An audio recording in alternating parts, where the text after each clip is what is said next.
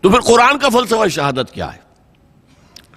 اور جیسا کہ میں نے کہا حدیث میں یہ لفظ استعمال ہوا ہے مقتول فی سبیل اللہ کے لیے، تو اس کا ربط کیا ہے؟ یہی در حقیقت دو کوسچنز ہیں کہ جن پر میں اس وقت گفتگو کروں گا، اور میں کہاں سے شروع کرنا چاہتا ہوں؟ سب سے پہلے لفظ شہادت کا لغوی مفہوم کیا ہے اسے سمجھیے، یہ کہاں سے بنا ہے؟ شہد یشہدو، موجود ہونا، حاضر ہونا، اس سے کیا بنتا ہے؟ اس میں فاعل شاہد، شاہد و غائب، جو موجود نہیں ہے وہ غائب ہے، جو موجود ہے وہ شاہد ہے۔ شہد یشہد شہودن و شہادتن، اس کے معنی کیا ہے؟ موجود ہونا۔ البتہ اس میں پھر اضافی مفہوم دو پیدا ہوئے۔ ظاہر بات ہے کہ اگر کوئی کہیں حادثہ ہوا ہے، کوئی وقوعہ پیش آیا ہے، کوئی قتل ہوا ہے، کچھ اور ہوا ہے، تو گواہی اسی کی معتبر ہوگی جو وہاں موجود تھا، آن دی اسپاٹ، آئی وٹنس۔ لہذا یہاں سے اس کے اندر گواہی کا مفہوم آ گیا، شاہد، گواہ۔ اور ایک اور دوسری بات، آپ کسی مشکل میں ہیں، کوئی آپ کو تکلیف پہنچا رہا ہے، کوئی آپ کو مار رہا ہے، تو آپ کے دوست ہیں، آپ کے ساتھی ہیں، لیکن موجود ہوں تو مدد کریں گے نا۔ اس لیے شہادت کا ایک مفہوم مدد کا بھی ہو گیا۔ یہ دو اضافی مفہوم ہیں۔ قرآن مجید میں اس دوسرے مفہوم میں سورہ بقرہ کے تیسرے رکوع میں فرمایا وَإِن كُنتُمْ فِي رَيْبٍ مِّمَّا نَزَّلْنَا عَلَىٰ عَبْدِنَا فَأْتُوا بِسُورَةٍ مِّن مِّثْلِهِ وَادْعُوا شُهَدَاءَكُم مِّن دُونِ اللَّهِ إِن كُنتُمْ صَادِقِينَ۔ اور اے لوگو، اگر تمہیں فی الواقع کوئی شک ہے کہ یہ کلام جو ہم نے اپنے نبی، اپنے بندے محمد پر اتارا ہے صلی اللہ علیہ وسلم، یہ ہمارا کلام نہیں ہے بلکہ اس کا اپنا کلام ہے، تو تم اس جیسی ایک صورت بنا کر لے آؤ اور اپنے سارے مددگاروں کو بلا لو۔ تمہارے ہاں بڑے بڑے خطیب ہیں، ادیب ہیں، شاعر ہیں، پھر یہ کہ کاہنوں کے موکل ہیں، جنات، وہ انہیں کلام سکھاتے تھے، پڑھاتے تھے، سب کو بلا لو، اللہ کے سوا جو بھی مددگار ہوں۔ وَادْعُوا شُهَدَاءَكُم مِّن دُونِ اللَّهِ إِن كُنتُمْ صَادِقِينَ، اگر سچے ہو تو اس چیلنج کو قبول کرو۔ تو یہاں معنی کیا ہوئے؟ گواہ کے نہیں بلکہ مددگار کے۔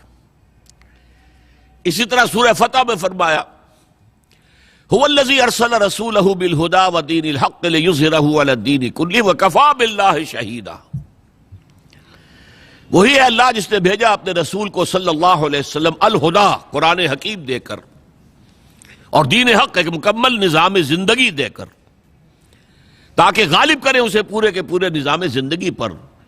اور اللہ کافی ہے مددگار کے طور پر، کوئی مدد کرے نہ کرے، اللہ کافی۔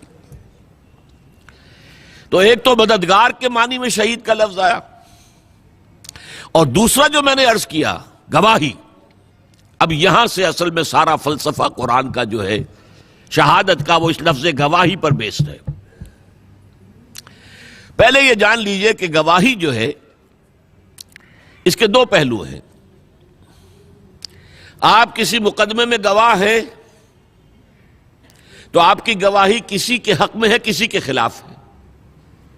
مدعی کے حق میں ہے تو مدعا علیہ کے خلاف ہے، مدعا علیہ کے حق میں ہے تو مدعی کے خلاف ہے۔ تو شہادت کے لیے یہ دو تصور لازمی ہے۔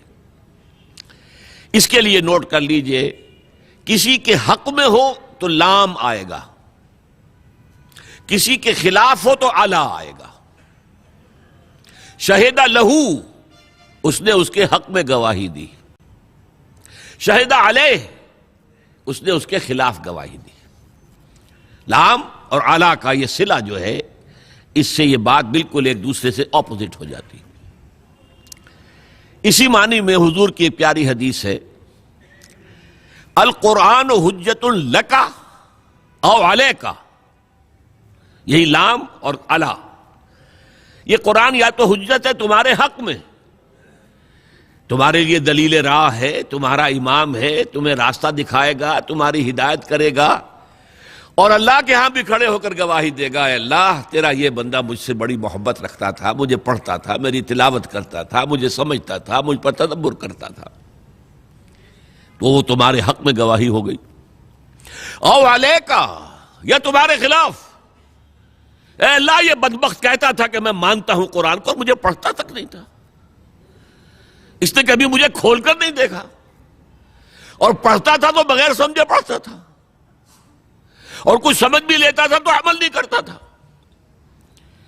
تو القرآن حجت لکا، یا تمہارے حق میں حجت اور دلیل، اور یا او علیکا، یا تمہارے خلاف۔ تو شہادت کا یہ معاملہ سمجھ لیجئے کہ کسی کے حق میں کسی کے خلاف۔ هي الحلقات تحفظني بآيات من القرآن، هي الحلقات تملأني بحب المصطفى العدنان، هي الحلقات تحفظني